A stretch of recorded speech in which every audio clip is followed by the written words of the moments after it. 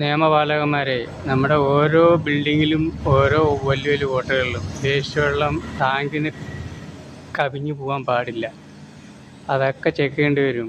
അതൊക്കെ ടാങ്കിലെ എടുത്ത് ഓരോ ജില്ലയിലും ഓരോ ടാങ്ക് പണിയേണ്ടി വരും. ആ ജില്ലയിലെ വെള്ളങ്ങൾ വേസ്റ്റ് വെള്ളം കൊണ്ട് നിറയ്ക്കാനുള്ള ടാങ്ക്. ആ വെള്ളം ശുദ്ധീകരിക്കുക.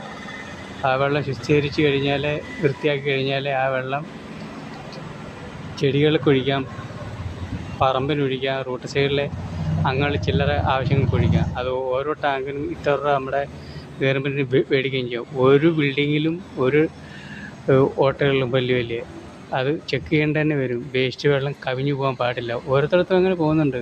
ഈ ആശുപത്രിയിലെ ആയാലും ഹോട്ടലിലെ ആയാലും വീടുകളിലായാലും ഇതൊക്കെ ചെന്ന് പറയുന്ന തോട്ടിൽ കടലിലുമാണ്. അറബ് നാട്ടിൽ അങ്ങനെയല്ല.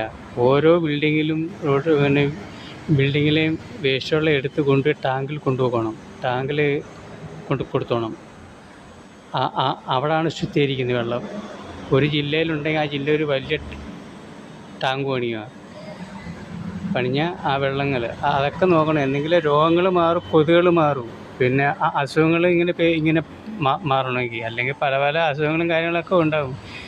ആദ്യം തുടക്കത്തിലുള്ള കാര്യങ്ങൾ ചെയ്യുക. നമ്മൾ ഒന്ന് വന്നിട്ട് പിന്നെ അതിൻ്റെ പിന്നാലെ സർക്കാരിന് ഗവൺമെൻറ്റിനൊന്നും തെറ്റ് പറഞ്ഞിട്ട് ഒരു കാര്യമില്ല. ഇതൊക്കെ നോക്കേണ്ടി വരും. നല്ല നല്ല നോക്കാനും നല്ല വിവരവും അറിവുമുള്ള മക്കളുമാരെ വെക്കുക.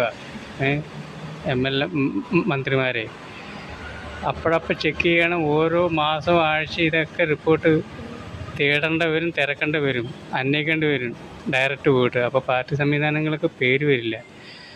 അപ്പോൾ ഇതൊക്കെ നോക്കി നാടിൻ്റെ വളർച്ചയ്ക്ക്, നാടിൻ്റെ നന്മയ്ക്കും ഉള്ള കാര്യങ്ങൾ ആണെങ്കിൽ എത്ര നല്ല ഗുണമായിരിക്കും.